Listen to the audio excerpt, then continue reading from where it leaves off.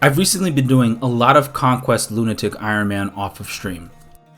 I've failed multiple times during my adventures, but the one time that hurt the most was when something like this happened.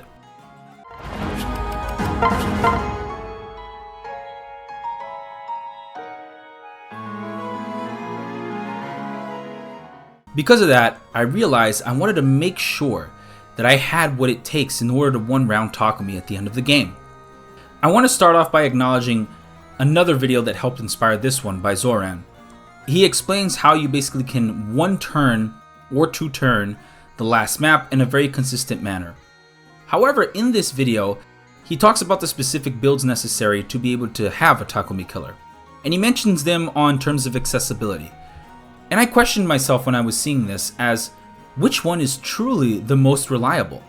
We're talking about an Iron Man here, but this actually does apply to any other gameplay style. Meeting certain conditions in order to complete this game are actually a lot easier if you start to treat the game in a little bit more objective manner of just escorting your Takumi Killer all the way to Takumi. I want to bring up, for starters, the children. And the children are some efficient manners to kill Takumi. However, they're not really that consistent in terms of reliability of being able to get them. What do I mean by this? Yes, you can basically put any skill that you would like on the children to complete this goal. However, you do need to do it at specific times. Sometimes you'll need to do the harder paralog after chapter 19 because of the fact that you didn't get the skill in time. And in an Iron Man setting, let's say one of the parent dies, or you couldn't get a specific skill quickly enough. Now, you don't have that skill on the child, and you're struggling to be able to meet that threshold without it. There are a lot of moving parts when we're talking about the children, involving multiple different units. So how could this possibly be the most reliable solution if you're tagging in 3-4 different scenarios that you have to meet before you can actually get this Takumi Killer? I'll give you an example. Let's think about Ophelia, who's widely regarded as one of the best Takumi Killers in the game. Before we even start this, let's assume that the carry unit has to have the following at minimum: a rally of the damage stat, magic or strength, a tonic of the damage stat, magic or strength, a minimum of 35 speed once all of that has been applied, capped magic or strength stat. This isn't 100% necessary, but it does help a lot. As many forges as possible of the weapon, if you can access that, but sometimes you can't access that. And also you'll need a pair up for that strength or magic. Preferably a +5, but it can be +4 or +3 in some scenarios. So you know how Ophelia is really one of the only few magical units that can do this with relative ease. So what's the relative part here? Well, at a bare minimum, she needs life and death, a +4 or 5 damage skill from a marriage or a parent. Now this may seem easy. What it really means is you're either getting Odin to level 15 in Master of Arms, well into 3/5 of the game mind you, or you're going to be reclassing Ophelia herself for at least 4 levels for this, assuming that you somehow inherited Trample or Quick Draw at one point in time there. I'm going to be real, this is not that easy. This is heavy babying. You are literally involving 3 units, including multiple levels gained on a unit that doesn't perform as well on that class or even as a unit overall after a specific point in the game in order to create this Takumi Killer. And mind you, there is still a big odd that she can just die to the retaliation hit vengeance that Takumi can launch onto her, unless you significantly stat boost her HP or defense, which assuming you will do. Because of this, the answer starts to become a little bit more clear. Obviously, the children can't be the best solution. There's just too much going on to make the children. So why don't we start treating the children as instead the solution to the problem, a means to get to the problem. That way you can focus on pairing up for your children so that they can have better skills to allow you to beat different portions of the game instead of just focusing on them to kill Takumi. So let's look at Generation 1. You're gonna have to take my word for this. I did a lot of combinations, and usually the adult wound up coming short or needing skills that will require a cord marriage specifically to them or some weird polyamorous triangle way over the worth and the hassle. There were, however, 3 adults that did consistently hit this benchmark. Camilla was the initial pick that I thought would be the best solution for this, and At first sight, it was good, until this happened.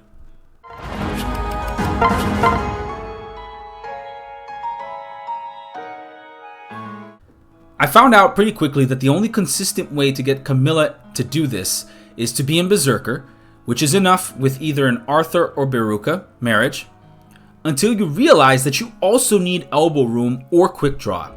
Since she cannot access the quick draw skill unless there's a marriage to Corin happening, you have to basically realize that you need a Silas as support along with a Beruka A.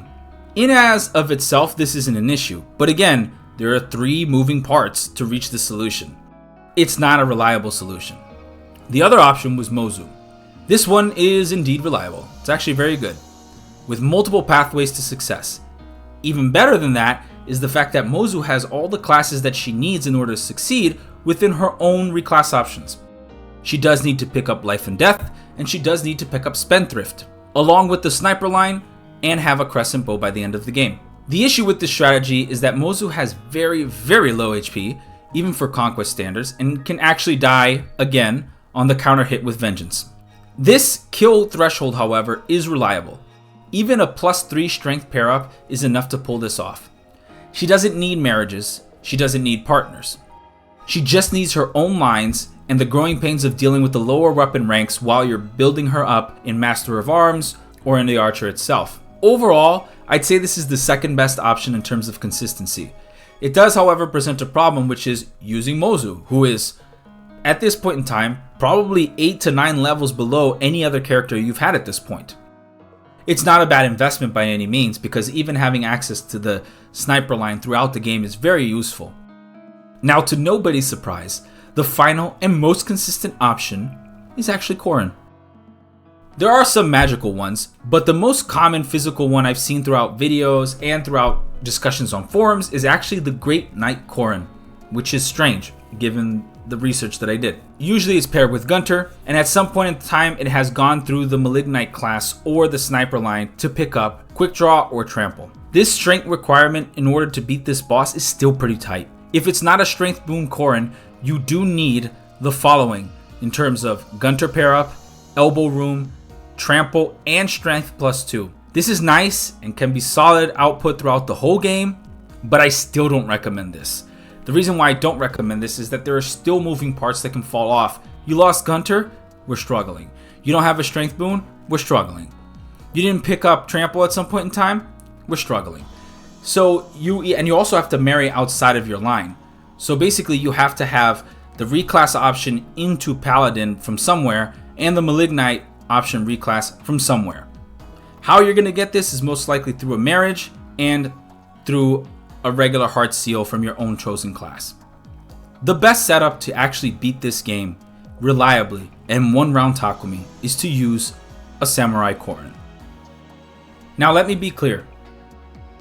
The innate access to Life and Death along with Sword Fair allow you to easily reach 15 plus damage on a weapon that already does increase damage against Takumi's dragon skin. This will allow you to actually lower the threshold overall of what you need done in order to beat Takumi at the end of the game. The threshold needed is 38 times 2 when all is said and done, so that you can do 76 damage. The above Corin is above that value by 1 point, doing 39 times 2. This is not a strength boon Corin, but it is paired with Gunter. If we start considering the strength boon, you can then shave off even more points and perhaps even drop Gunter, a tonic, or anything of the sort. Ultimately, Samurai Corin gives the most consistent Takumi killer throughout the game. Even better when you dip into Master of Arms through the mid portion of the game after you pick up Draconic Hex. Now you have a Master of Arms Corin that can actually go toe to toe with Ryoma with the Brasa Aginata, and you actually don't have to worry about dying to him at all. Not only that, but the Master of Arms Samurai Corin can do all of this by themselves. They don't need a marriage, they don't need a reclass option from a partner, they just need to take their own line and complete it to the end. It'll look something like level 5 from Nor Noble to Master of Arms, and then from Master of Arms into Swordmaster. And boom! You also don't need a specific weapon for this, since the weapon is given to you in the form of Shadow Yato. One condition of an Iron Man is if your main lord dies, you lose the game. The other condition is if you can't beat Takumi at the end of the game, you lose the game. So when you take that one unit and you marry that condition together, creating a unit that also needs to be ferried to the end of the game, you actually solve problems in order to beat Conquest Lunatic. So what do you guys think? Do you think that Korin is the most consistent Takumi killer? Or do you feel that there's maybe some other setup that I haven't figured out and that you have that makes it really consistent to get to the end and just body Takumi in one round of combat? Let me know down in the comments below. Usually at this point in time, I would be ending the video and asking you to like and subscribe. But this time, I found out something special in my research. I call it the Izanagi.